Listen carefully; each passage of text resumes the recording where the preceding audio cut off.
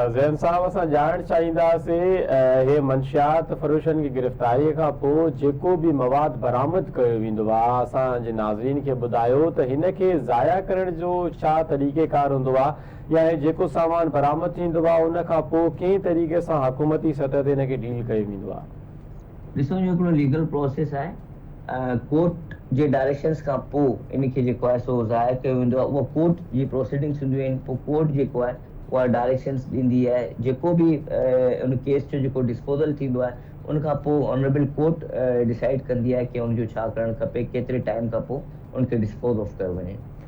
ठीक है। हिकिड़ो पॉइंट है, कल भी असां वटि हिकिड़ी न्यूज़ आई जाम शोरो में कुछ माण्हुनि एहतजाज भी कयो त जाम शोरो यूनिवर्सिटियुनि सां गॾु जेके आहिनि उहे मुख़्तलिफ़ कॉर्नर्स जेके आहिनि उहे आइस विकिणो कंदड़नि जा कुछ दुकान इंटरनली खोलिया विया आहिनि। इन हवाले सां ज़ैन साहब ॿुधाइजो छा लाइअमल तयारु कयो वियो आहे हिन खां पोइ?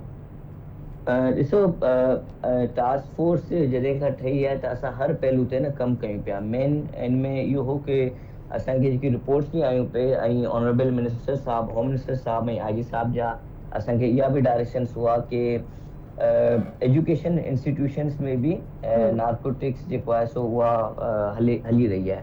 त इन सिलसिले में टास्क फोर्स एक्टिवली ॾाढो कमु कयो ऐं तव्हां मीडिया ते भी इहा शइ हली हूंदी कि कुछ टाइम पहिरियां असां गुडी चांडियो नाले हिकिड़ी औरत खे भी असां अरेस्ट कयो।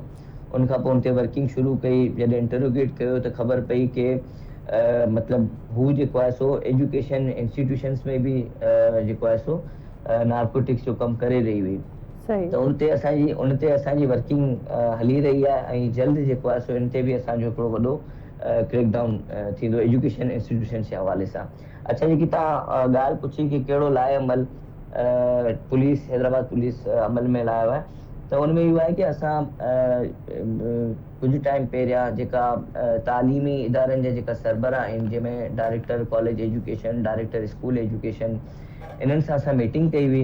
इन्हनि में असां उन्हनि खे जेको आहे सो इहा शइ तय कई हुई पाण में कि तव्हां असांजी तरफ़ां, पुलिस जे तरफ़ां त बिल्कुलु हिकिड़ो जेको आहे सो इंटेलिजेंस गैदरिंग जो प्रोसेस इनिशिएट कयो वेंदो, बट जेका तालीमी इदारनि जे अंदरि विदिन इंस्टीट्यूशंस अगरि असांखे हेल्प मिले थी या का इंफॉर्मेशन मिले थी त उहा बि शेयर जेको आहे सो कई वञे।